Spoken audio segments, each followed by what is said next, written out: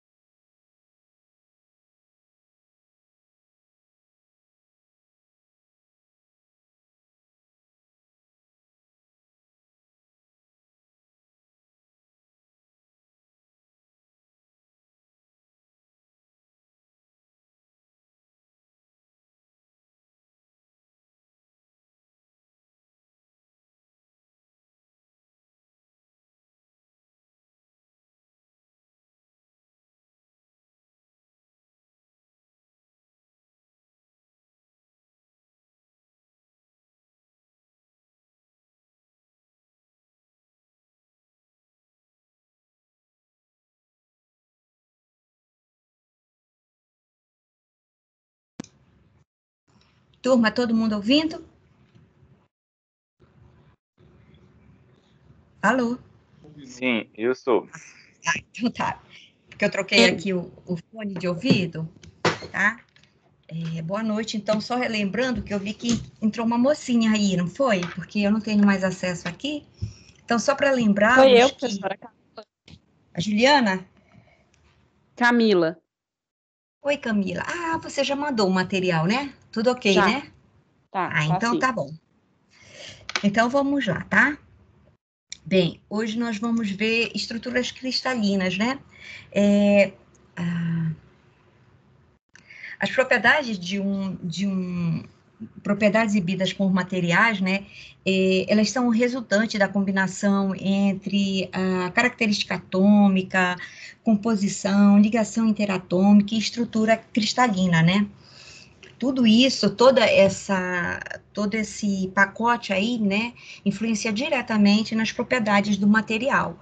E hoje nós já falamos do átomo, das ligações, e hoje nós vamos falar desses arranjos, né, que os sólidos apresentam. Então, os sólidos, eles são constituídos por átomos ou grupo de átomos, né, que se distribui de acordo com o ordenamento bem definido, né?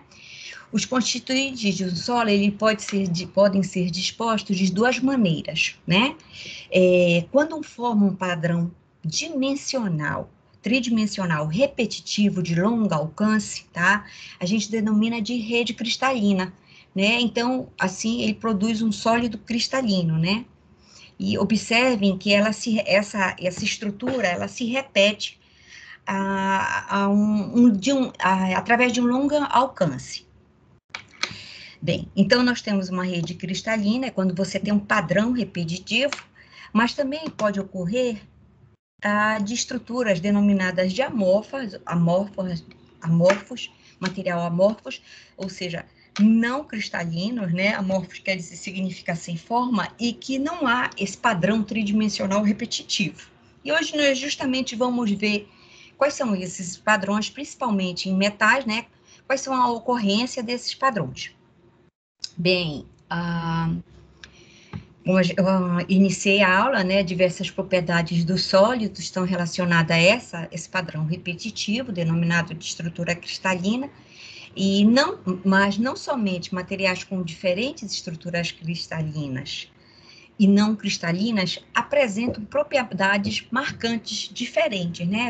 Essas estruturas, elas dão, além de serem diferentes, elas dão ao seu sólido características diferentes, tá? Então, os sólidos, aqui a gente tem uma figura em que fica bem mostrado o que é uma estrutura cristalina e uma não cristalina, amorfa, né? Aqui você vê o silício mesmo, né? O dióxido de silício, né? Aqui o que tem? Aqui está bem organizada uma estrutura, um padrão repetitivo, né? E esse padrão é tridimensional, embora que a gente esteja vendo no bidimensional. E esse mesmo hidróxido de silício, a gente vê que já apresenta também um não cristalino, né? Uma estrutura não repetitiva, amorfa. Bem, estrutura cristalina. Maneira segundo a qual os átomos, íons ou moléculas estão arranjados. As descrições das estruturas cristalinas considera os átomos como esferas rígidas que apresentam diâmetros bem definidos, né? Nós vamos mostrar mais adiante algumas estruturas, e a gente vai ver que a gente vai tratar um átomo como realmente como se fosse esferas, né? E esferas rígidas, né? A gente consegue até medir o diâmetro em que a partir do diâmetro desses átomos, você pode, inclusive, definir o tamanho, o espaçamento entre esses átomos, tá? Nestes modelos, as esferas rígidas tocam os vizinhos mais próximos, ou seja, um átomo está em contato com ele, né? E quando representamos um determinado arranjo de átomos e repetimos no espaço, chamamos de rede cristalina. Bem, a gente tem dentro dessa rede cristalina uma estrutura, né? Quando uma estrutura cristalina é representada, é usual descrever a estrutura na sua menor forma de representação. A isto chamamos de célula unitária. Então, a célula unitária, ela é escolhida para representar a simetria da estrutura cristalina. Aquele padrão repetitivo, e o menor padrão repetitivo a gente chama de célula unitária, que consiste num pequeno grupo de átomos que formam um modelo repetitivo ao longo da estrutura dimensional, né? Vocês podem ver aqui, por exemplo, células não unitárias, né? Que não há um padrão nesses casos aqui, tá? Mas nessa aqui azulzinha, há um padrão, tá? Então, você tem que ter sempre um padrão. Tem que ser repetitivo. No livro de vocês, a gente coloca até o quê? O exemplo de uma parede, né? Você tem uma parede de alvenaria, onde o tijolo é a sua célula unitária, né? Ali você consegue ter um eixo X, Y, Z, e definida por medidas, no X, no Y e no Z.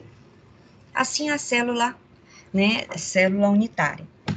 Bem, essa célula unitária, né?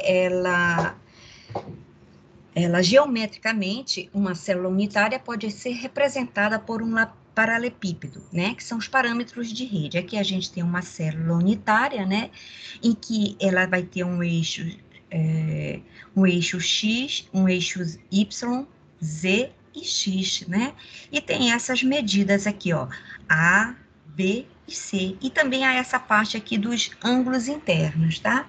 Bem, a gente vai ver mais adiante a influência, né, desses ângulos internos e também dessas medidas, né?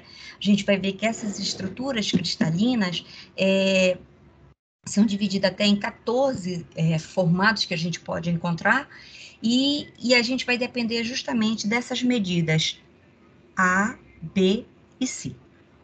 Bem, esses parâmetros são denominados parâmetros de rede, tá? Então, cada célula unitária tem 6 lados, correto? A gente viu que ela é representada geometricamente por um paralelepípedo, né? Portanto, tem 6 lados, tá? E cada lado é um paralelograma. Por convenção, admite-se que os átomos ou os íons são esferas sólidas com diâmetros definidos, e que os vértices do paralelograma devem coincidir com o centro de massa dos átomos, tá? Daqui a pouco eu mostro para vocês. Bem, os materiais metálicos, eles podem solidificar, tá? Em estruturas cristalinas, né? A gente já viu que quando um sólido, ao solidificar, né, já é sólido, né? Ele possui um padrão repetitivo dessas células, dessas estruturas, né? Os metais, né? Eles se solidificam em estruturas cristalinas que possuem 4 tipos de células unitárias, né? Pode ser cúbica simples, a estrutura cristalina cúbica simples, cúbica de corpo centrado, cúbica de face centrado, ou hexagonal compacta, tá? Bem, vamos falar agora da cúbica simples. No caso da cúbica simples, cada átomo possui 6 átomos vizinhos mais próximos, tá? Imagine aqui que você tem essa célula padrão aqui, né? Essa célula unitária, desculpa, né? Aqui estão os átomos, né? Agora, percebam, se você pegar aqui, né, esse átomo, por exemplo, vamos colocar aqui, que não sei se vocês vão... Ó, imagine aqui que você tem esse átomo, ele vai ter o que a gente chama de número de coordenação. O que é um número de coordenação? É a quantidade de átomos vizinhos, tá? Assim, célula cúbica simples possui um número de coordenação igual a 6. Essa cúbica simples aqui, você pode ver aqui, ó. Imagine essa aqui, tá? As células estão uma ao lado da outra, então ela vai ter, olha só, esse ponto aqui é exatamente aqui. E este é este, tá? Então ela vai ter, ó, bem, para cima ela tem mais uma para cá, correto?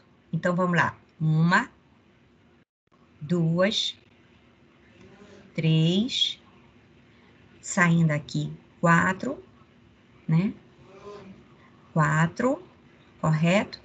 Seguindo aqui para frente, 5. E como uma célula, tá? Uma unidade tá próxima ao outro, né? Vai ter uma aqui para baixo, 6, né? Então, número de coordenação, que é a quantidade de átomos vizinhos, no caso de uma cúbica simples, né? De uma estrutura cristalina cúbica simples, vai ser igual a 6. Ok, turma? Tranquilo, né? Bem, e quantos átomos cabem em cada uma aqui, né? Porque você vê que aqui é a sua célula unitária, né? Então, quantos átomos cabem? Olha só, na realidade, se a gente olhar, apenas 1/8 de cada átomo cai dentro da célula unitária. Olha só, tá vendo aqui? É 1/8 do meu átomo, né? Como a gente tem 8 átomos, né? E os átomos, eles estão exatamente, né? Bem aqui, ó, no vértice do meu paralelograma, como a gente falou ainda há pouco, né? Então, o que acontece? Você vai ter 1/8, né? Vezes 8 átomos. Então, vai dar um átomo exatamente, né? Correspondente a essa célula unitária, tá? Então, se eu pudesse fazer nessa figura aqui, equivale a quantos átomos? O fato de você ter essa célula unitária aqui. Eu teria, então, um total de um átomo, tá? Bem, e o que faz o fato da gente ter um átomo? O que acontece quando você tem um só átomo, eles têm uma estrutura cúbica simples, né? Eles têm um baixo empacotamento atômico. É como se você tivesse uma mochila e você preenchesse lá dentro com aquele material escolar, a quantidade de material escolar que preenche aquela sua mochila. E a ideia é essa, né? Essa quantidade de átomo que preenche a minha célula unitária, tá? Então, esse empacotamento atômico é muito baixo. Então, os átomos, os metais, tá? Eles não cristalizam nessa estrutura cúbica simples. Quando a gente, na realidade, bem aqui, por isso que até eu voltei aqui para mostrar para vocês, que na cúbica simples eu coloquei até em azul, porque na realidade os metais, tá, os materiais metálicos, eles não cristalizam na cúbica simples, eles cristalizam na cúbica de formato corpo centrado, face centrado e hexagonal compacto, tá? Mas no livro de vocês, né, quando eu monto minhas aulas, eu acompanho o meu material e mais o material de vocês, né? Na literatura que vocês têm, está colocado lá, como se ele fizesse, mas depois que você começa a ver, ele, no próprio livro de vocês está dizendo, né, que demonstra que realmente os metais não solidificam, né, com essa estrutura, tá? O único elemento que se cristaliza numa célula unitária cúbica simples é o polônio, né? Um elemento radioativo e extremamente tóxico, tá? E as direções do empacotamento, né? Aqui o que quer dizer? A direção na célula unitária ao longo do qual os átomos estão em contato contínuo, né? Para a gente depois, vocês vão ver que nós vamos fazer alguns cálculos para, por exemplo, descobrir qual é a densidade de um determinado elemento, ou até mesmo para fazer essa porcentagem de empacotamento, a gente precisa saber esse contato, né? Qual é a relação desse contato com o raio, tá? Dos meus átomos, tá? Aqui, por exemplo, né? Você, por exemplo, tem um lado do da minha célula, né? Da minha célula unitária, e o contato que existe, olha aqui, essa distância aqui é 2 vezes o raio, tá? O raio aqui, então essa distância aqui, que é um contato, né? Ela ocupa um valor de A igual a 2R, tá? Outra estrutura que a gente... Outra estrutura não. Nessa estrutura de cúbica corpo centrado, CCCC, os metais, os metais alcalinos, né, eles se solidificam, né? Então, olha só, é mais ou menos a cúbica de corpo centrado, é muito parecida com a anterior, tá certo? Qual é a diferença? É que a gente tem um átomo exatamente no centro, né? E por isso que é cúbica corpo centrado, tem um átomo aqui, tá? Então, olha só, se você for conferir o número de átomos, o que é que a gente tem? Lembra que a gente falou que a cúbica simples, você tinha 1/8 de cada átomo no vértice, né, desse meu elemento aqui, desse meu cubo? Continua a mesma coisa, tá?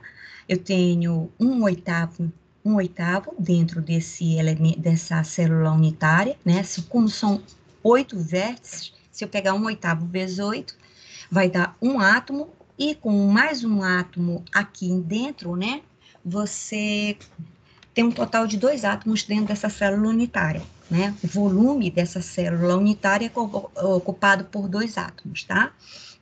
Então, a célula unitária, corpo centrado, tá? É uma maneira mais eficiente de empacotamento atômico, e é muito mais comum entre os elementos puros. Os metais alcalinos, por exemplo, o bário e vários metais de transição, são exemplos de sólidos cristalinos, que solidificam em estruturas com células unitárias do tipo cúbica corpo centrado, tá? Aqui tem novamente aquela coisa que eu falei do fato de você ter 1/8 de cada átomo, né? Esse aqui é 1/8, né? Se você unir cada uma parte dessa aqui, né? Então, a gente vai ter um átomo, conferindo esse aqui, eu tenho 2 átomos, né? Bem, nela, cada átomo tem 8 átomos vizinhos mais próximos, né? É só ver aqui o vizinho desse aqui, né? Aí você vê aqui, ó, são 8, correto? São 8 átomos. Se eu falar qual é o meu número de coordenação, aí, número de coordenação é o número de átomos vizinhos, né? No caso da cúbica corpo centrado, ela está no centro, então ela tem 8 vizinhos. Está aqui, ó, número de coordenação igual a 8. E 68% do seu volume ocupado, tá certo? Bem, a célula unitária cúbica de corpo centrado, além dos átomos nos vértices, possui um átomo central. Dessa forma, tem-se 2 átomos na célula CC, ok? Todo mundo enxergou, tá? Bem, na célula unitária CC, os átomos tocam-se segundo a diagonal do cubo, tá? Então, aqui eu mostrei como é que dá como é que os átomos estão tocando, tá? E aqui, né, dá a ideia de quanto vale o A. O A é um parâmetro de rede, né, que é uma dimensão, é uma das dimensões da minha célula unitária, né? Nesse caso aqui, já fazendo aqui as contas, né, já pegando essas medidas aqui que são dadas, a gente chega à conclusão que esse ar aqui, né, esse Azinho aqui, já que é um cubo, são iguais, né? Essa medida é igual a essa. Então, o A vai ser 4R sobre raiz, 4 vezes o raio dividido por raiz de 3. A gente também tem a estrutura cristalina cúbica de face centrada. Bem, o que aqui é? Se vocês olharem, né, aqui você tem, em cada face, você vai ter 4 átomos e um bem na face, por isso que é cúbica de face centrada, né? Aqui você vê 4, outro cubo, aqui você vê 4, desculpa, não é outro cubo não, é outro átomo, tá? Mais outro átomo aqui e vice-versa aqui nessa outra face, tá? Então, o cúbica de face centrada é uma outra maneira bastante eficiente de empacotamento atômico, né? Quanto maior esse empacotamento atômico, né? Aí sim, né? Você vai ter o cristal solidificando. Bem, muito encontrado nos metais é a estrutura cristalina de célula unitária cúbica de face centrada. Na cúbica de face centrada, os átomos estão localizados em cada um dos vértices e no centro de todas as faces do cubo. Ó, aqui você tem, por exemplo, essa face aqui, você tem, ó, 1, 2, 3, 4 e um aqui. Nessa face aqui de cima, eu acho que fica bem mais fácil da gente enxergar, né? Os 4 átomos e um na face central. Alguém sabe me dizer quantos átomos a gente vai ter dentro de um cubo desse, de face centrada?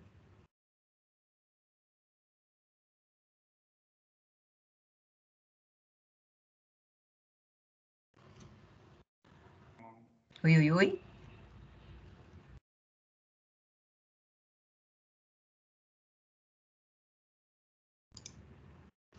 Turma, alguém sabe me dizer aí? Camila, Edson, Reinaldo, Bruno. Aí eu não sei, não. Repete a pergunta, por favor, professora. Peraí, deixa eu colocar aqui, que aí fica mais fácil. Eu quero saber quantos elementos a gente tem dentro de um cubo. Aqui. Quantos elementos, quantos átomos possuem dentro da célula unitária? Nesse caso aqui. Aqui, ó, no caso anterior, né, eu falei que a gente tem que, no cúbica corpo centrado, você tem um átomo dentro, exatamente, né, da tua célula unitária, e como tem 8, né, 8 átomos aqui nos vértices, cada um vértice desse tem só um oitavo de átomo, então, se a gente fosse fazer quantos átomos tem exatamente aqui dentro da minha célula unitária, seriam 2. Aí eu perguntei aqui, e na cúbica corpo centrado, ou na cúbica de face centrada, são quantos átomos aqui dentro? Seriam 6. Tem um empacotamento. Seriam 6, professora? Não, não, tem um empacotamento aqui, olha. Olha só, a gente tem tá? Olha, um oitavo de átomo nos vértices, tá? Aqui, ó, um oitavo de átomos e tem meio átomo, tá? Então, quantos átomos, quantas faces você tem no cubo? Nesse cubo aqui, em cada face, você tem a metade de um átomo. Então, quantos átomos a gente vai ter? Se são 6 faces, né? Então, vão ter três, né? Seriam três átomos devido às faces, mais um átomo devido quem? Devido um oitavo, né? Devido a esses cantinhos aqui, ok? Correto, turma? Todo mundo entendeu, então, ok? Ok, então, professora. Você entendeu, né? Só você Entendi sim. tá? Aqui é meio, mais meio, para cada 2 faces você tem um átomo. Então, são 6 faces, né? Metade de 6 são 3, então são 3 átomos, mais um oitavo. E o número de vizinhos, quanto vão ser? Chamado coordenação, número de coordenação. Vocês conseguem conferir? Aí a coordenação seria 12, né? Que é Mas você consegue enxergar? Aqui, acho que dá para a gente entender. Aqui, olha. Sim. Olha só, tem aqui 1, 2, 3, 4, 5, tá? 6, 7, 8, 9, pelo lado de lá, né? 10, 11, 12. Tá certo? 12. Por aqui também dá para a gente ver, olha aqui. Se você pensar aqui, né? Esse daqui, ó, você tem 4 aqui, com mais 4 aqui, 8, correto? Com esses aqui da face, daria 12. Ok? Tem. Ok. Bem, aqui é a relação que há, né, entre essa medida aqui e o raio, né, e o raio dos átomos, né, essa ligação que existe, né, a gente chega à conclusão, né, que essa medida aqui, que os átomos se tocam, vai ser 2 vezes, né, a raiz de 2R's, tá? Se você fizer essa soma aqui, né, d ao quadrado, né, até a hipotenusa aí desse triângulo aqui retângulo, você chega a essa conclusão aqui, tá bom? Bem, e também a gente tem a hexagonal compacta, a maneira mais eficiente de empacotamento atômico nas estruturas cristalinas é a célula hexagonal compacta. Por quê? Olha, essa figura aqui ela é muito legal, porque você tem aqui na face superior e na face inferior, que são essas faces aqui, né? Ó, formado por camadas atômicas alternadas, na qual a primeira e a terceira camada ocupam os vazios tetaédricos, em que cada átomo toca 6 átomos, tá? No seu próprio plano. Aqui você tem 6 átomos nesse plano, 3 aqui embaixo, tá? E mais 6 aqui em cima. Mais embaixo, quer dizer, né? Então, qual vai ser o meu número de coordenação? Quantos átomos aqui a gente vai ter? Vocês conseguem enxergar? São 3 átomos desculpa, é 3 átomos só no meio, né? São 3 átomos. No dentro você já tem de cara saindo 3, né? Uhum.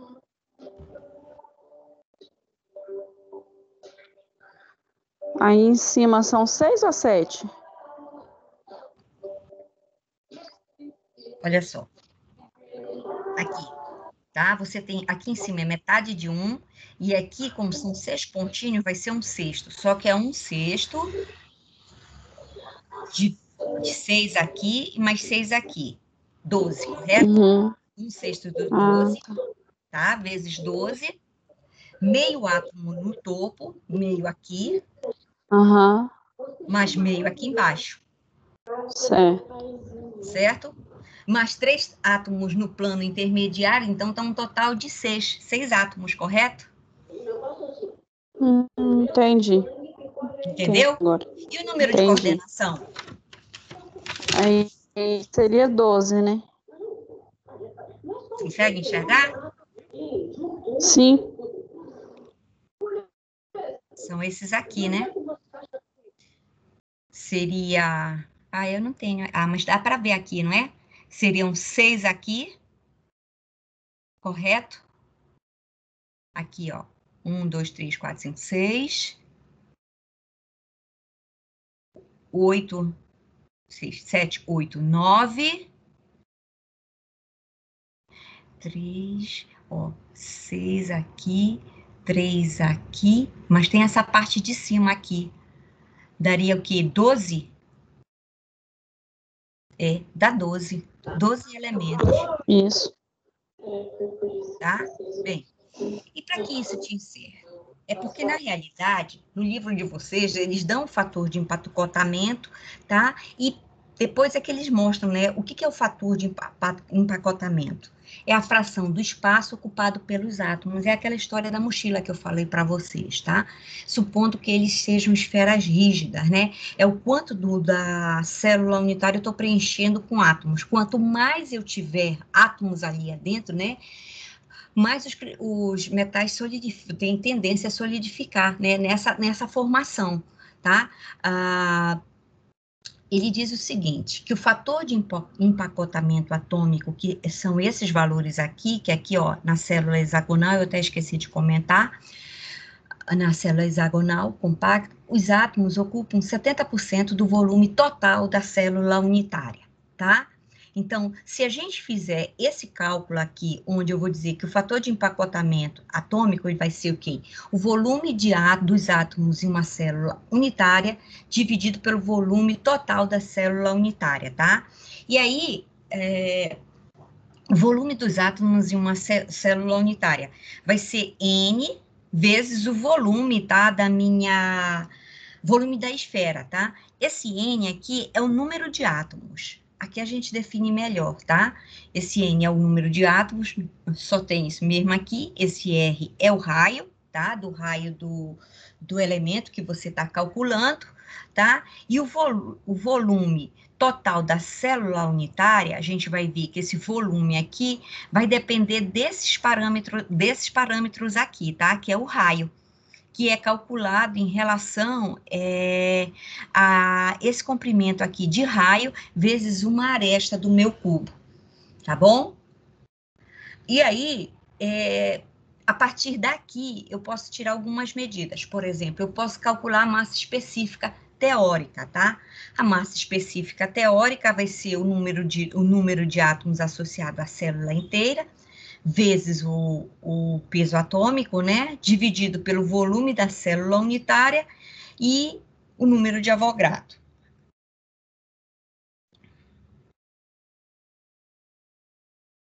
Vocês conseguem calcular para mim o volume da... Eu acho que eu não tenho o volume aqui do cubo simples, né? Não coloquei aqui. Vocês conseguem calcular aí para mim? Turma?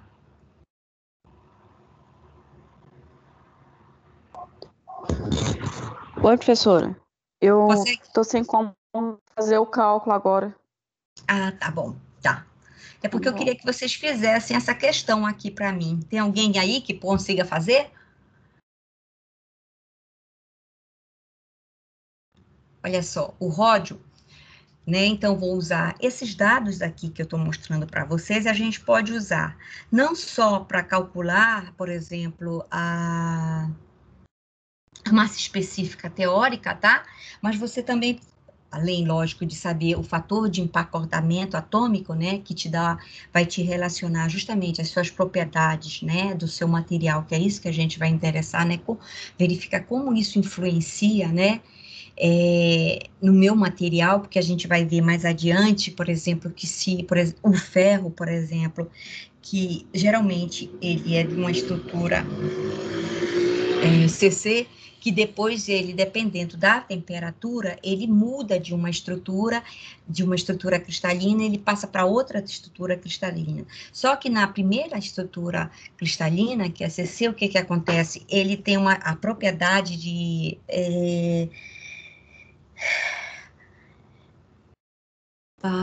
Oh, meu Deus, esqueci. Aquela propriedade que ele tem de mantizar, né, de se tornar um ímã, é muito forte, mas à medida que ele passa de uma célula unitária de um arranjo estrutural para outro, de um CC para um CFC, essa capacidade dele imantar diminui, tá? Bem, aqui o que que eu queria? Eu queria que vocês fizessem esse exemplo, tá? Mas, como vocês não têm, acho que quase ninguém está aqui com material, tá? Então, vamos ver. O ródio possui um raio atômico de 134 nanômetro, né? Uma estrutura CFC. A CFC, o que que é a estrutura CFC? Alguém pode responder?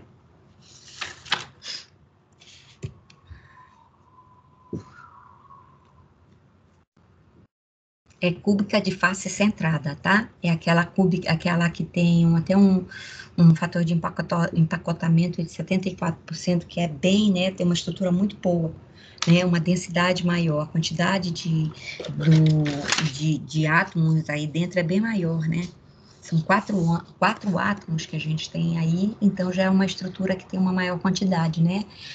O empacotamento dela é bem alto, tá? Então, a ideia era a gente calcular esse valor, né? A gente vai entrar aqui com o ρ, né? Esses são os dados do exercício, né? N. Vamos começar aqui com o nosso N, né? O N é o número de átomos por célula unitária. O número de átomos por célula unitária, a gente já viu. Se é uma CFC, possui 4 átomos, tá? E qual é o volume dessa célula unitária? Eu mostrei para vocês que o CFC, ele possui 16, né? 16 R ao cubo, né? Raiz de 2, né?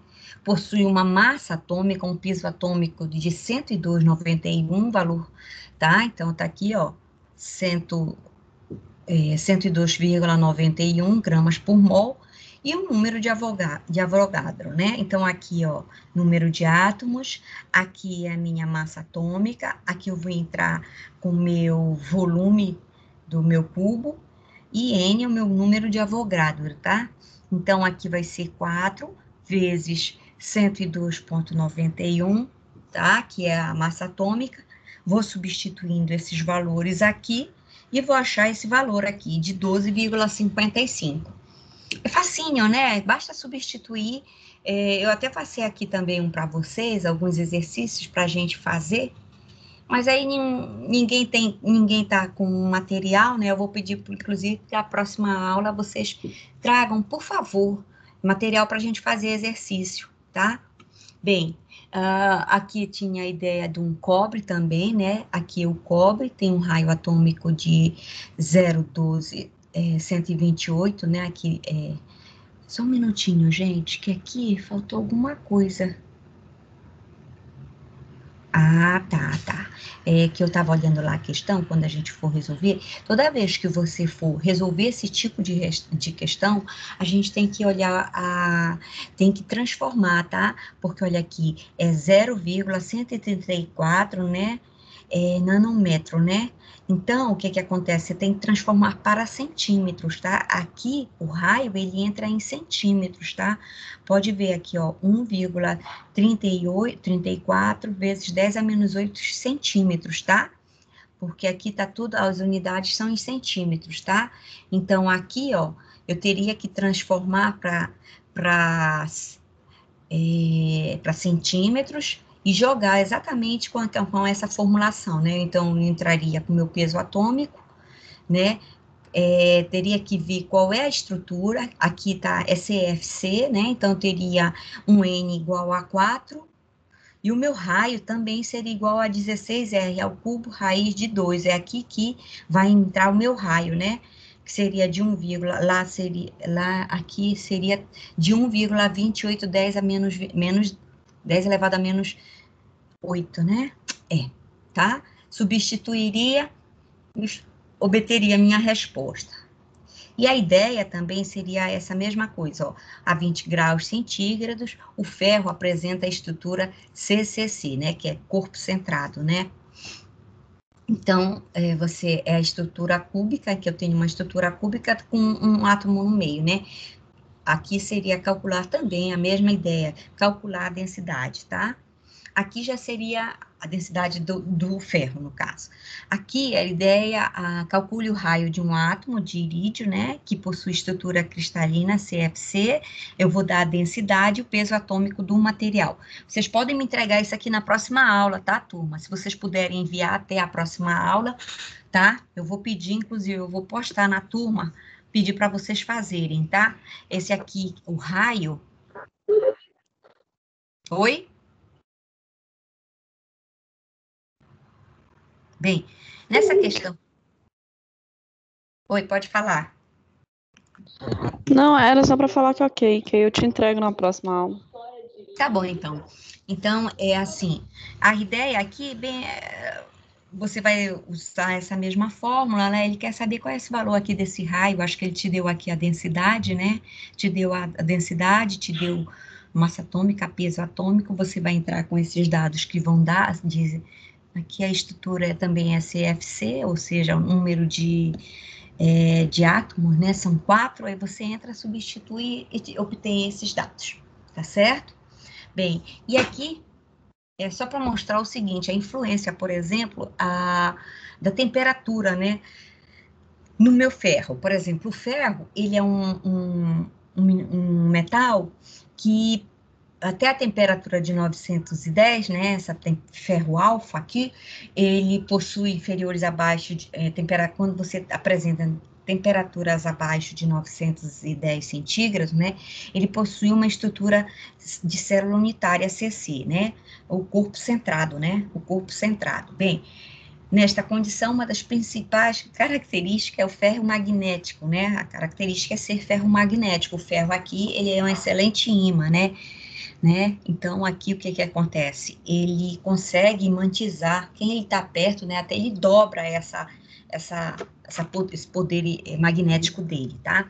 Porém, quando você aquece essa temperatura, ele perde esse mesmo ferro, se você passa, por exemplo, aqui, ó, de 910 para 1390, ele sai dessa CC e já vai para CFC, né? E daí, o que que acontece? Embora ele tenha um maior empacotamento atômico, né? O que que a gente vê é que essa capacidade de magnetismo dele, de imantar que ele tem perto, né? Diminui um pouco. Então, dependendo do que você vai trabalhar, né? Quando você trabalha com turbina, né? E que você precisa imantar, você coloca, às vezes, inclusive, um pedaço de ferro para aumentar, tá? Esse poder de magnetização, né? Então, dependendo de onde você vai utilizar e onde a propriedade de magnetismo tem que ser muito grande, então você tem que fazer essa seguinte recomendação, né? Que a temperatura tem que manter nessa temperatura, até essa temperatura, porque senão essa propriedade dele vai alterar, tá bom? Bem, agora eu vou mudar aqui, tá? Essa aqui, gente, seria o quê? A unidade 4.1, tá? 2.1, que é a estrutura cristalina, que é bem pequenininha mesmo assim, tá? Mas eu vou, até a semana, eu vou passar mais uns exercíciozinhos para vocês treinarem um pouco, tá? Só vou aqui pedir um minutinho, que eu vou precisar trocar aqui. Licença.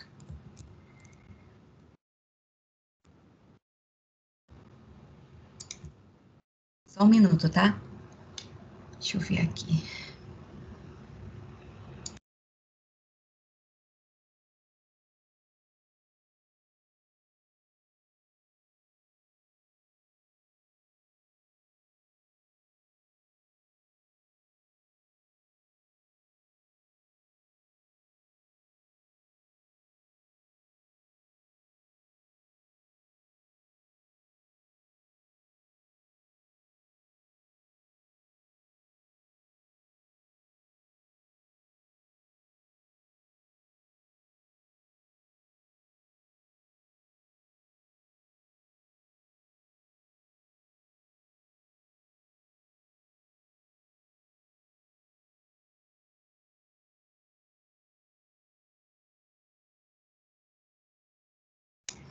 Turma, só um momento que eu estou tentando mudar para outro capítulo, e como eu mudei de computador, não estou ajeitando, não estou acertando aqui o arquivo. Tá bom.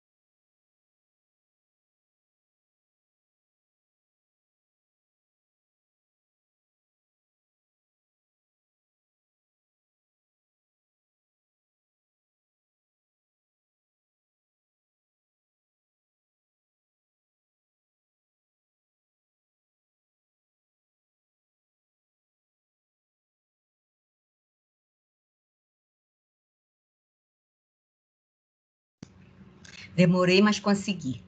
Desculpa.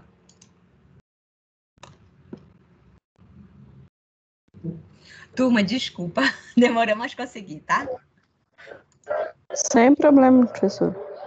Agora a gente vai falar de sistemas cristalinos, tá? A gente falou dos arranjos e a gente vai ver o que agora? Que na realidade você tem, dentro desses sistemas, essas formas como esses sistemas esse rearranjo, quais são as formas possíveis, tá? Vou mostrar para vocês e ver que há uma variação, tá? Entre A, B, C e de ângulos, tá? Então, as estruturas de todos os cristais, né, que a gente conhece, elas podem ser classificadas de acordo com a simetria de cada célula, tá? Das células unitárias, que diferem, é justamente isso que nós vamos mostrar, que essas células unitárias, elas diferem em comprimentos relativos, né, das arestas e os próprios ângulos que formam entre elas, tá?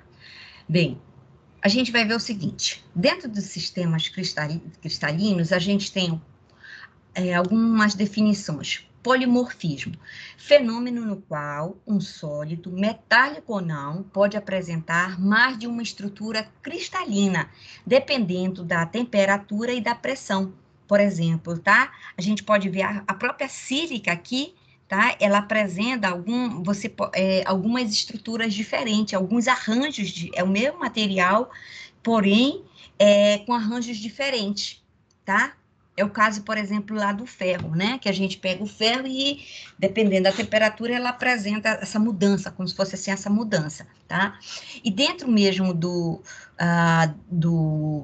polimorfismo, a gente tem o quê? Alotropia, que é essa ideia do átomo, né, apresentar, desse arranjo estrutural, né, ser diferente, variando em função de pressão e temperatura, né? E aqui a gente tem aquele exemplo clássico que todos nós gostamos, que é, por exemplo, você tem a arranjo aqui da grafita e do diamante, né? O diamante é muito resistente, né? Extremamente resistente, e você vê aqui, né? Esse arranjo dele de átomos é bem diferente do grafite. O grafite e o diamante, todos dois são carbono, né, são carbono, a gente vai ver até mais que existe formas, né, do próprio carbono se reestruturar, né, a estrutura como ele se forma, esse arranjo estrutural, esse arranjo de átomo, o que é que acontece? Ele interfere muito nas propriedades, né, o grafite aqui, ele não é resistente, ele é até dúctil, né, e já o diamante é extremamente duro, bastante resistente, tá? Então, alotropia é o polimorfismo, né? Que é essa capacidade que um sólido, metálico ou não, pode apresentar mais de uma estrutura cristalina. Então, ele apresenta mais de uma estrutura. Esse aqui é o carbono, né? Aqui a gente tem diferentes, são estruturas atômicas diferentes. Porém, na alotropia, ocorre mais em elementos puros, tá? O exemplo aqui, como eu falei, o diamante e a grafita são constituídos por átomos de carbono arranjados em diferentes estruturas cristalinas, tá? Bem, olha só, na pressão atmosférica, muitos metais com importância industriais, tais como ferro, titânio e cobalto, sofrem transformações alotrópicas, né, a temperaturas elevadas, tá? Nessa tabela aqui, indica alguns metais que apresentam transformações alotrópicas. Quando eu falo alotrópicas, são elementos puros, tá? A temperatura elevada. Desculpa. Indico alguns metais, não tem nada a ver a temperatura aqui, tá? É que eu comecei a ler em outro lugar. Indicam-se alguns metais que apresentam transformações alotrópicas, assim como as variações das estruturas que ocorrem, né? Aí aqui está o ferro, por exemplo, ó. O ferro, né, na estrutura, a estrutura cristalina à temperatura ambiente é a corpo centrado, tá? A outras temperaturas pode ser a face centrada, né, cúbico de face centrada, ou mesmo a temperatura, ela volta depois a corpo centrado, né, cúbico de corpo centrado, porém as propriedades alteram, tá? E aqui são vários metais em que a gente vê que a estrutura cristalina muda à medida que a gente altera a temperatura, tá? Aqui deixa bem claro que, ó, por exemplo, exemplo de alotropia, entre a temperatura ambiente e o ponto de fusão, tá? 1539 centígrados, o ferro apresenta estrutura cristalina CC, tá? Conforme se mostra na figura. Vamos ver aqui. Essa aqui, né? O ferro na estrutura alfa, tá? Aqui, e o ponto de fusão, desculpa, tá? Aqui é ponto de fusão. De menos 273 até 900, aqui a temperatura aumenta, né? E aqui a gente tem essa ideia para a gente ficar fixado aí para vocês, que, por exemplo, o ferro alfa apresenta corpo cúbico cúbico centrado, né? E apresenta essa estrutura cristalina. Aí, à medida que eu aumento a minha temperatura, o ferro alfa vira o ferro gama, que já passa a ser o CFC, que é o face centrada, tá? Aqui é corpo centrado.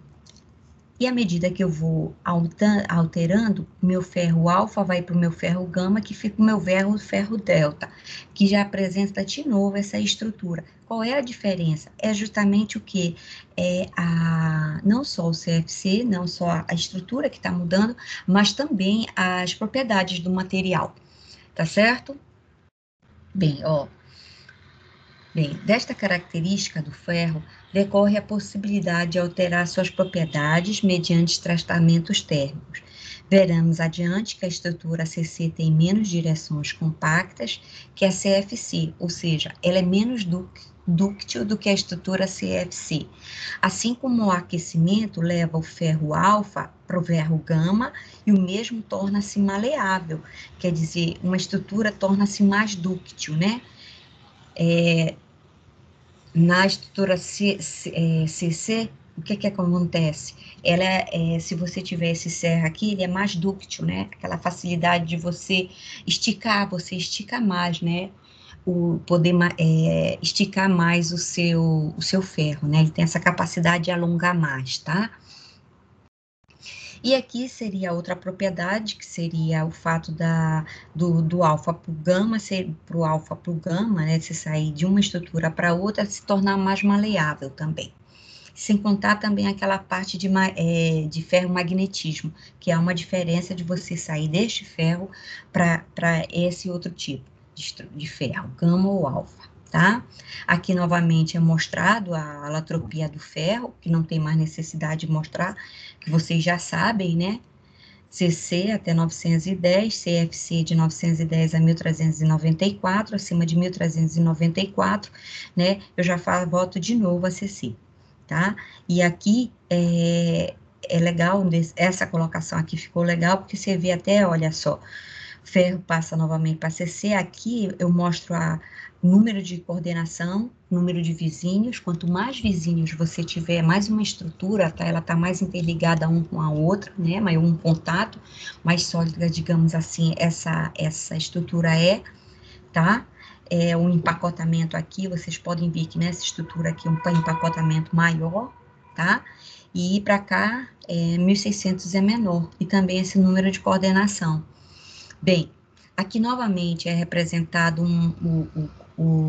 a representação do carbono, né, o carbono puro, como ele é um alótropo, tá? Que ele pode apresentar esses três tipos não deixa de ser o carbono, porém ele possui utilidades diferentes em função das suas, dessas estruturas cristalinas, ok?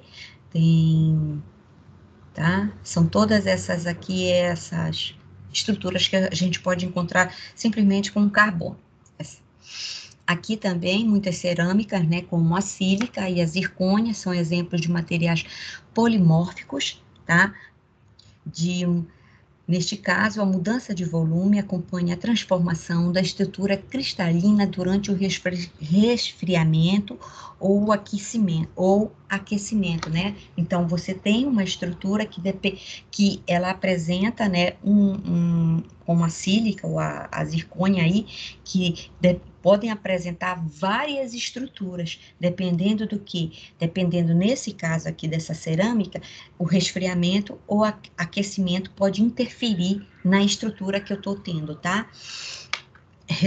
Na estrutura resultante.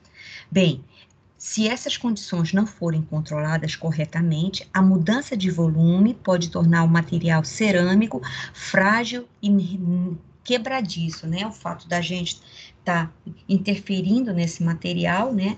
dessa cerâmica, ele pode se tornar mais frágil e mais quebradiço, né?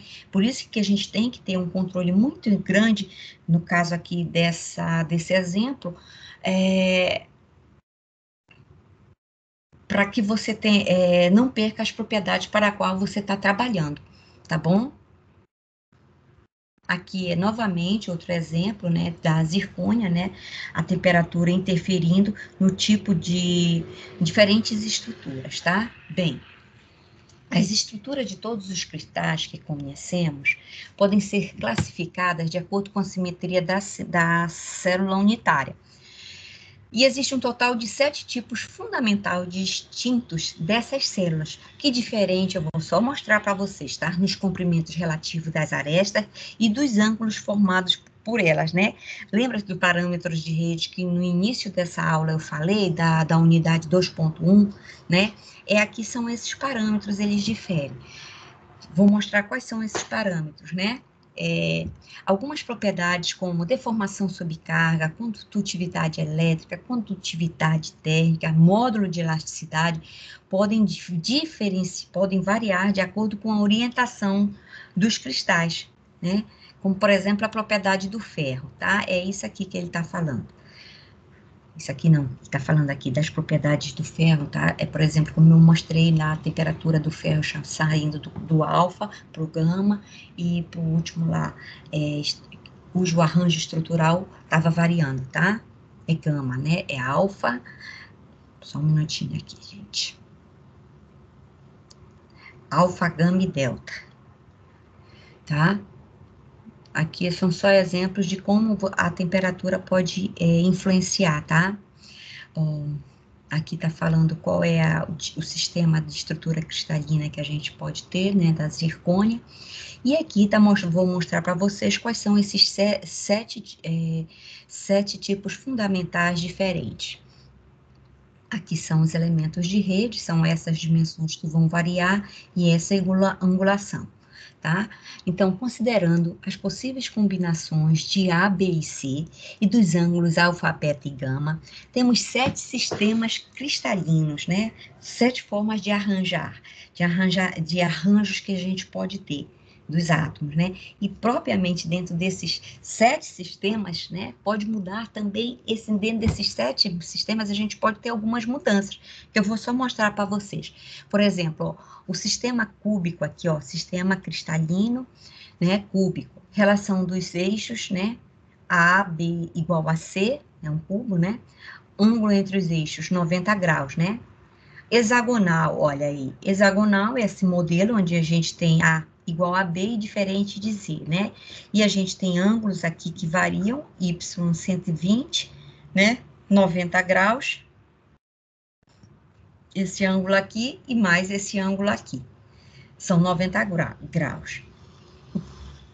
Tretagonal, tá? O A e B são iguais e o C é diferente. Uma dessas faces é diferente. O ângulo dentre eles é 90 graus, tá? E aí você tem alguns sistemas cristalinos muito engraçados. Roboétrico, né? Que você tem os ângulos, né?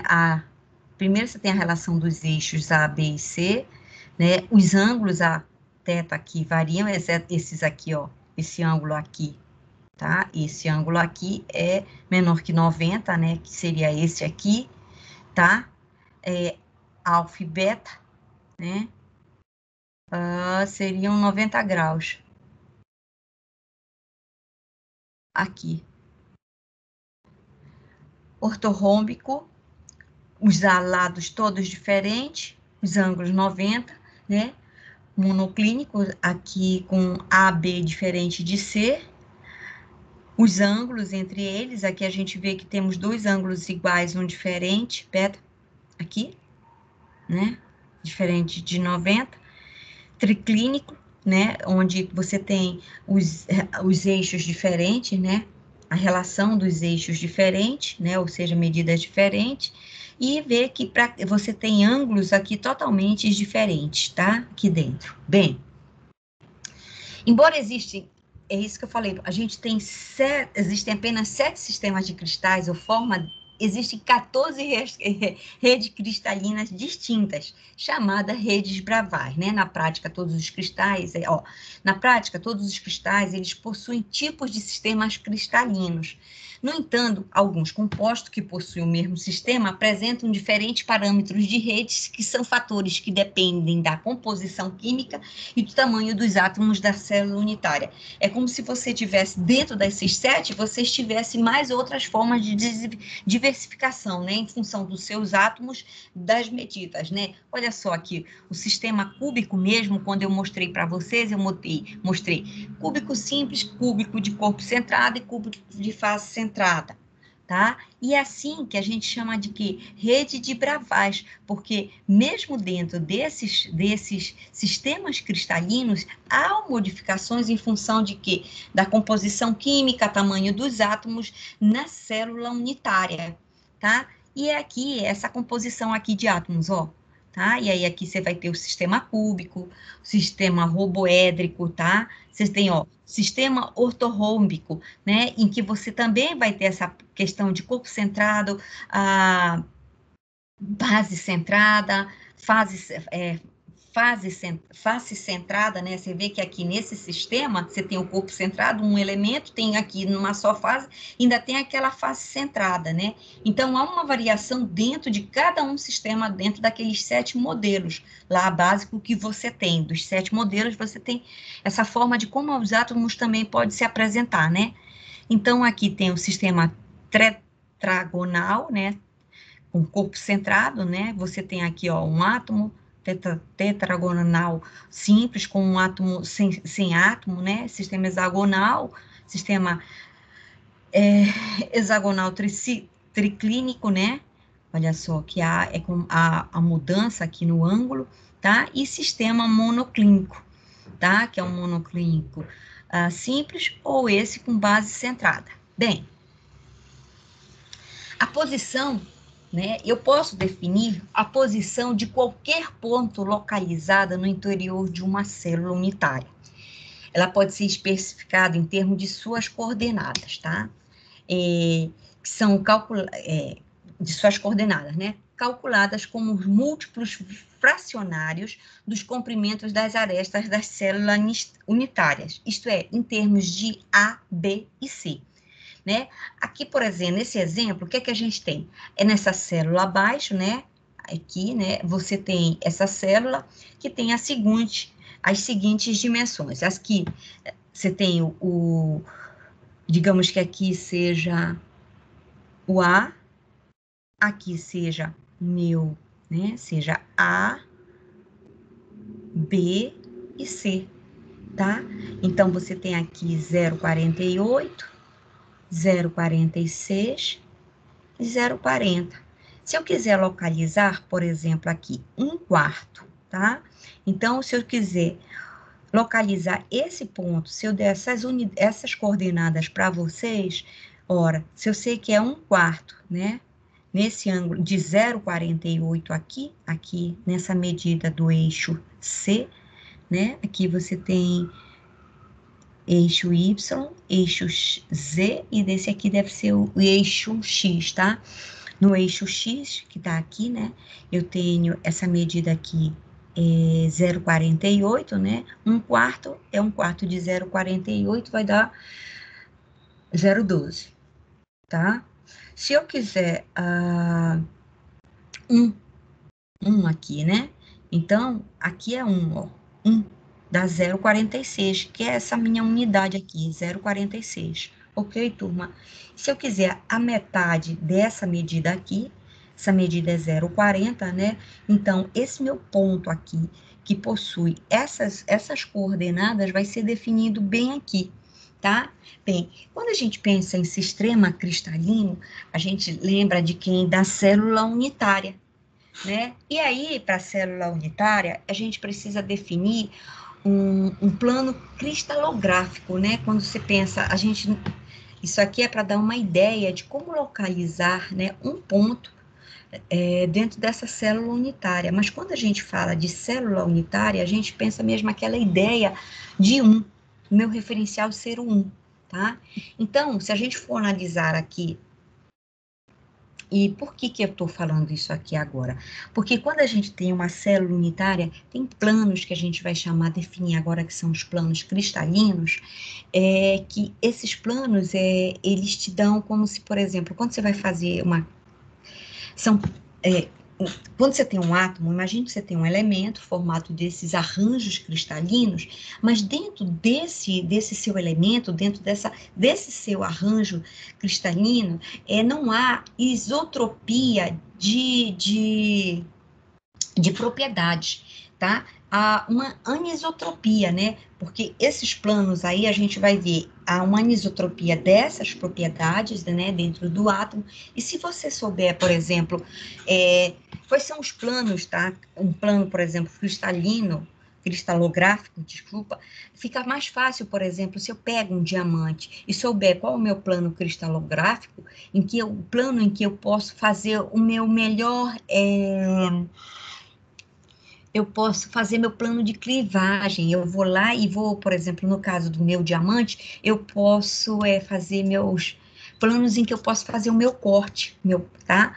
Na casa de você pega uma pedra bruta, né? Você pode lapidar, né? Em função desse seu plano cristalográfico, porque como essas propriedades lá dentro dos seus átomos, elas têm por exemplo, esse plano que tem essas propriedades não são constantes, elas são anisotrópicas, né? Se eu definir exatamente qual é esse plano onde eu tenho essas propriedades diferentes, né? Fica mais fácil de eu, no caso, lapidar um diamante, tá certo?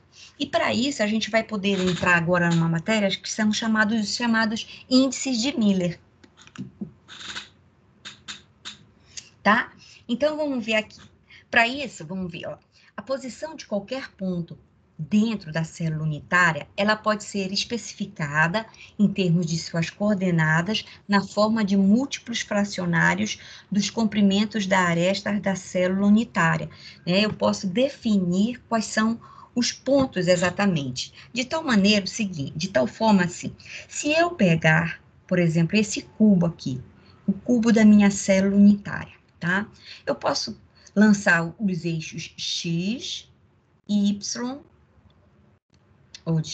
Z, Y e X.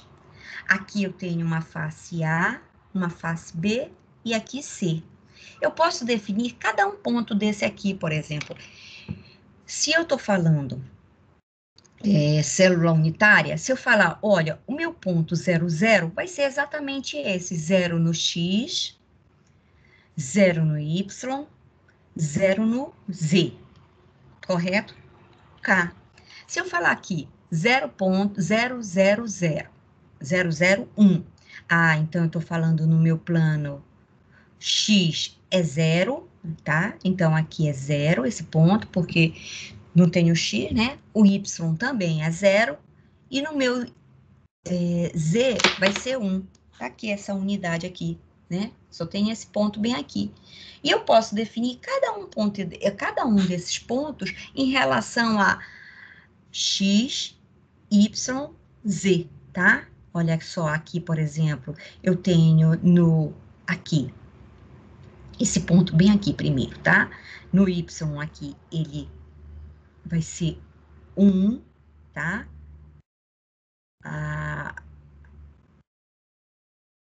X1, porque seria nessa medida X0, desculpa, ó. Se eu olhar bem aqui, o meu X é 0, tá? O meu Y aqui vai ser 1, e o meu Z também vai ser 1. Então, eu teria o ponto aqui, ó, 0 em X, correto? Aqui, esse ponto 0 aqui, 1 em Y e 1 em Z. E aí, eu poderia definir cada um desses pontos. Esse seria aqui o ponto X1, tá? Esse ponto aqui seria 0, né? Esse ponto aqui seria, uma unidade seria 1 para Z, certo? E para Y seria o ponto 0, tá certo? Aqui seria 1, 0, 0. 1 porque estou bem aqui no meu Y, no meu X. Bem, e daí? tem uma forma da gente definir, como eu falei, na realidade, o que a gente quer? A gente quer definir um plano. Qual é o plano, né? A gente consegue definir qual é o plano em que eu tenho as propriedades são anisotrópicas, né? Tem um plano preferencial. A gente consegue definir esse plano, tá? Bem, e esse plano, ele é definido a partir dos índices de Miller. Bem, para isso, algumas regras gerais são utilizadas para a determinação de um ponto, ou uma direção, ou um plano cristalográfico, tá?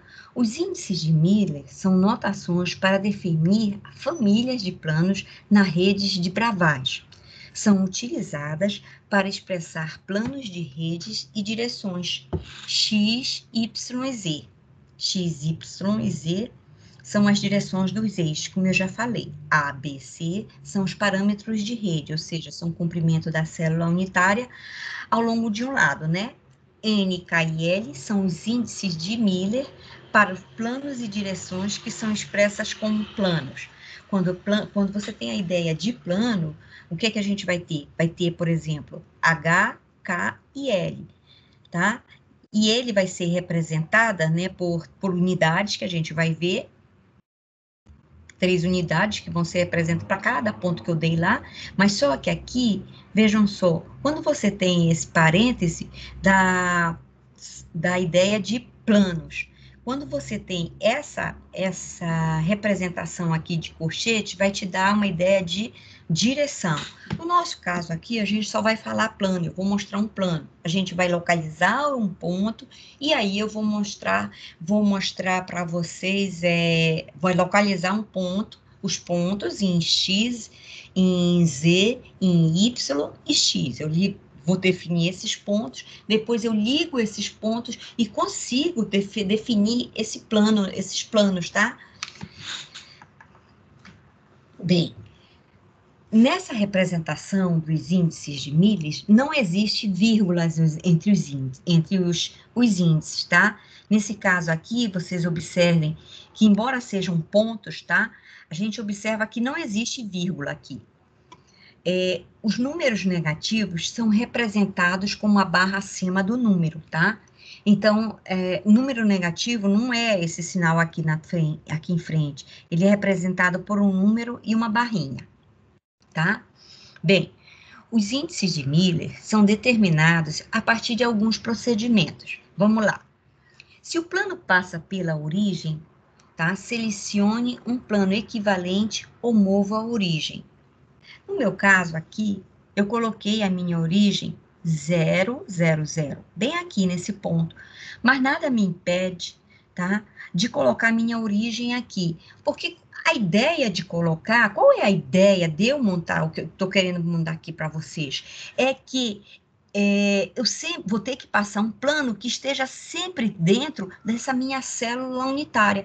Por isso que, às vezes, para facilitar a minha representação, eu vou movimentar o meu eixo. Vamos ver aqui, vamos continuar. Bem, se o plano passar pela origem, selecione um plano equivalente ou mova a origem. Determine a interseção do plano com os eixos em função de A, B e C. Né? Você define um ponto, A, B e C, né? E a interseção do plano com o eixo. Um plano que é paralelo ao eixo pode ser considerado como tendo uma interseção no infinito, tá? Ou seja, toda vez que aparecer um zero, a gente vai ver mais adiante, dá uma ideia que o plano é paralelo a esse eixo, tá? Ó, um plano que é paralelo ao eixo pode ser considerado como uma interseção no infinito. 1 é igual a 0, né?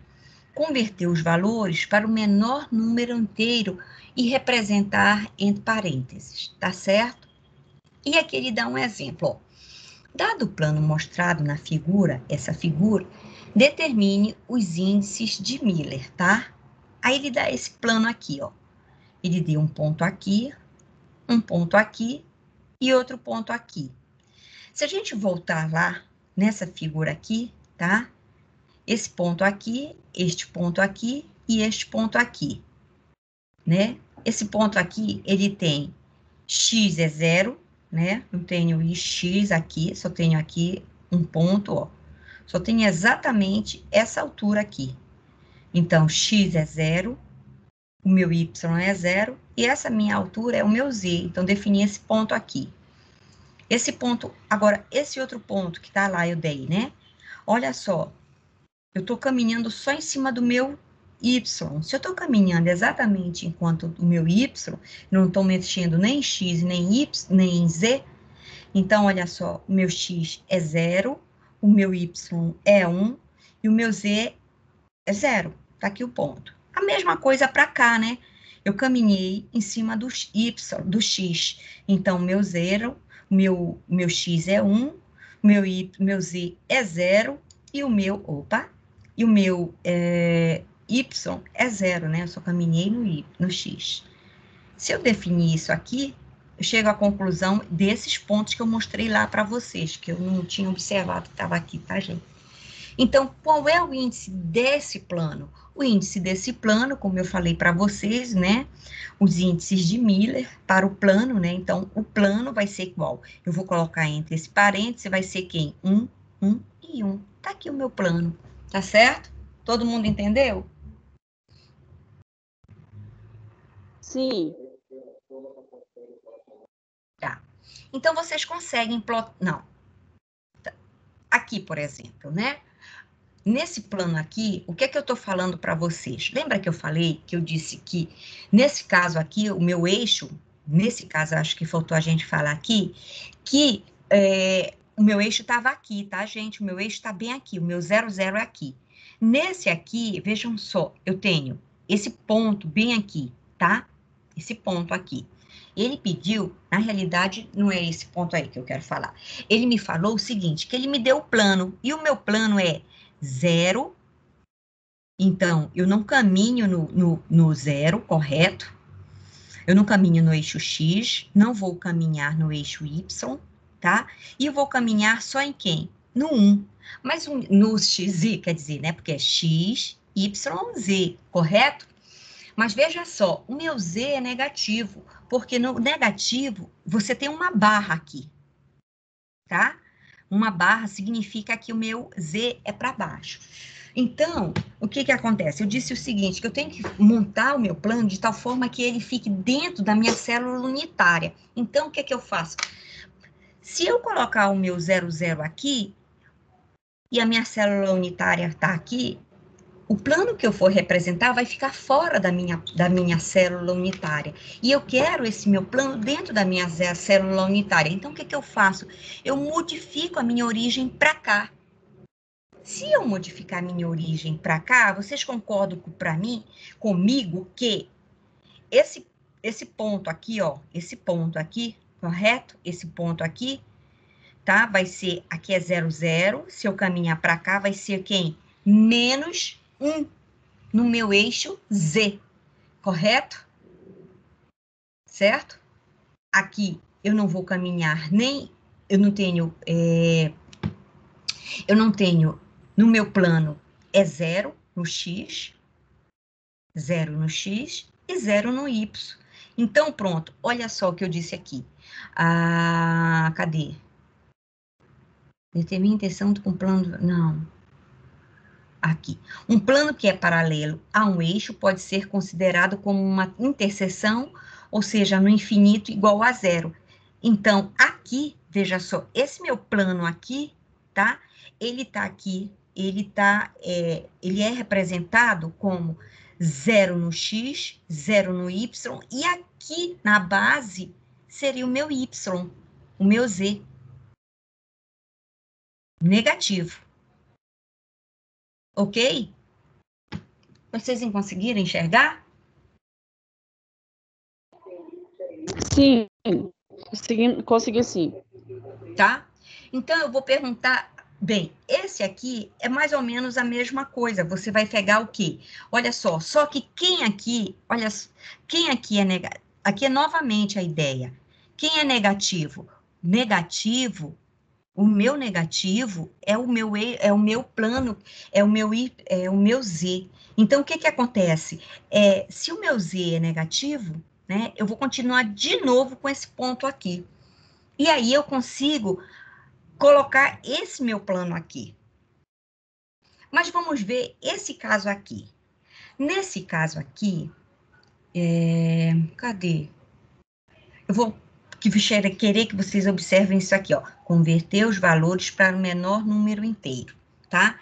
Vamos colocar aqui esse exemplo. Esse exemplo aqui.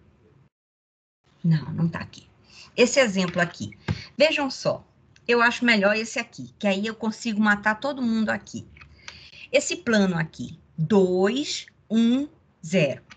Eu falei para vocês o que a gente pode fazer, o que a gente pode, eu posso manipular esses valores aqui, tá? De tal maneira que eu transfira todos para minha unidade. Qual é a minha ideia aqui?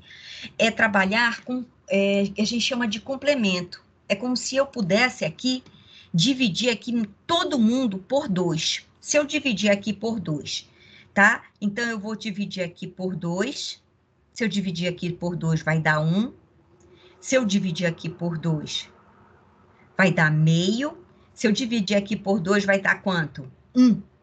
Correto? Eu poderia pegar esse meu 2, 1 e 2. E se eu dividir aqui por 2, né, vai ficar 1, meio e 1. Uma outra forma de eu representar esse meu plano, porque quanto mais compacto você tiver, vai ser melhor. Eu posso plotar esse aqui, ó. Se eu dividir aqui todo mundo por 2, vai ficar no Y aqui, no X, eu posso ter esse plano representado por 1, correto? Aqui por meio. Esse ponto aqui em Y vai ser meio, correto? E esse plano aqui, se eu dividir aqui também por 2, peraí, deixa eu ver aqui. Se eu colocar... Não, não é assim não, não. Você tem que fazer o que a gente chama de... Peraí, faz tempo que eu vi isso aqui. O complemento desse aqui, tá? Tá certo. Agora entendi. Olha só, gente. O que é numerador, eu vou passar para denominador.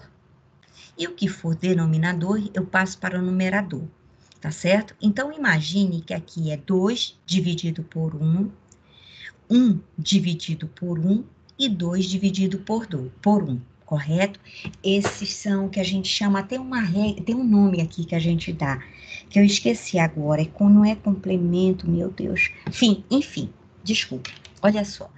Se você jogar esse numerador para o denominador, você vai ter, no X, você vai ter, passar isso por um denominador, vai ser meio.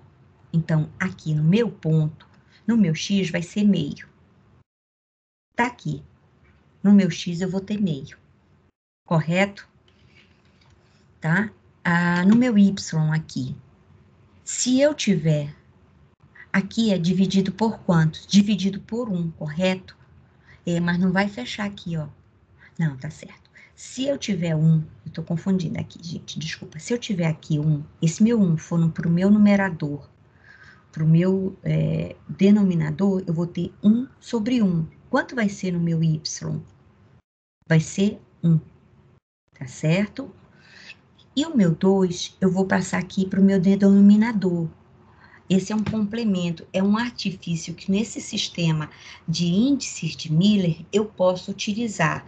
Nesse sistema aí de índice de Miller, você pode fazer esse sistema onde o seu numerador vai para o seu denominador, correto? E aí, o que vai acontecer? Você consegue plotar esse plano de Miller. Então, revendo aqui, né?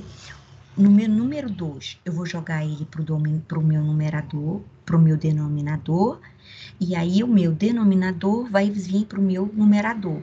Então, o meu 2 vai vir para baixo, o meu 1 vai ir para cima. Então, esse ponto, ao invés de aparecer 2, no meu Y, no meu X, ele vai aparecer meio. Tá aqui, meio. No meu Y agora, que é esse segundo número aqui, o que é que você vai ver? Bem, aqui é 1 sobre 1, correto?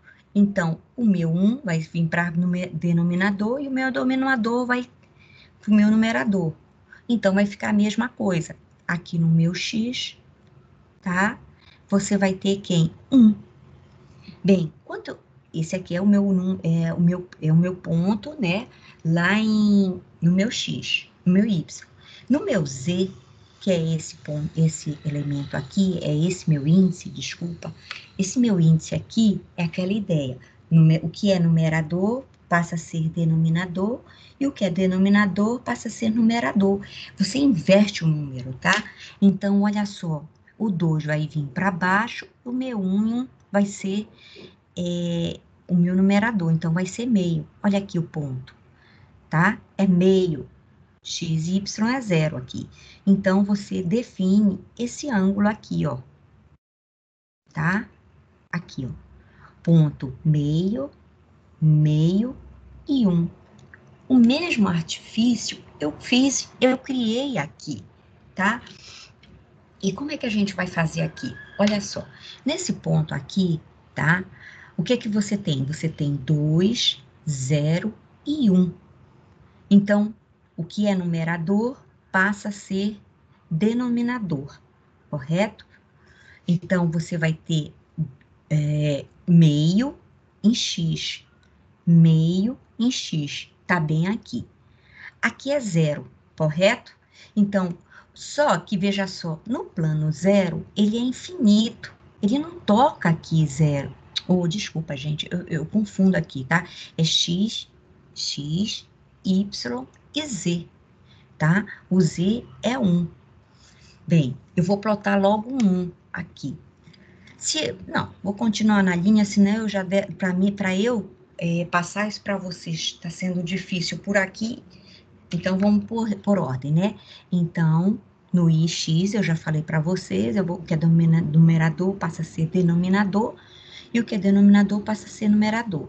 Então, aqui no eixo x, eu vou ter quem? 2 sobre 1, eu vou inverter, 1 sobre 2, tá aqui, x. No plano y, tá? É 0, correto? Então, eu vou colocar 0, né? 0 sobre 1, correto? Então, aqui vai ser, a gente utiliza um artifício dizendo que aqui, então, vai ser essa ideia aqui, olha. Um plano que é paralelo a eixo pode ser considerado como uma interseção no infinito, é 0. Então, aqui, eu estou dizendo para vocês que nesse eixo aqui de y, nesse eixo aqui, se é 0, então não estou tocando aí, tá certo? Eu não estou tocando, meu plano não está passando por x, por y, ele não passa pelo y, tá? Quando eu venho plotar o meu z, o que é que eu faço? 1 sobre 1, né? Já que eu vou inverter, então seria esse ponto aqui, 1 sobre 1, tá? Então, olha só, esse ponto aqui esse plano aqui definiria o meu índice de Miller, com um detalhe, tá? Aqui seria 1 sobre 2, que é meio, aqui seria o infinito, e aqui seria 1, que me daria esse plano aqui, correto? Bem, o que mais nós temos? Isso aqui não tem. Agora, eu vou pedir para vocês, desculpa, além daqueles exercícios que eu passei para vocês, eu vou pedir para vocês desenharem também essas mesmas células cúbicas, tá certo, gente? Eu vou passar esses exercícios, eu vou postar e vou passar para vocês, vou enviar para vocês. Ô, turma, vocês me desculpem, e com isso, com esse finalzinho aqui, não sei se vocês conseguiram entender, eu vou passar esses exemplos para vocês por WhatsApp, tá? Vou disponibilizar essa aula para vocês. Eu vou disponibilizar essa aula para vocês. E, só um minutinho aqui, gente.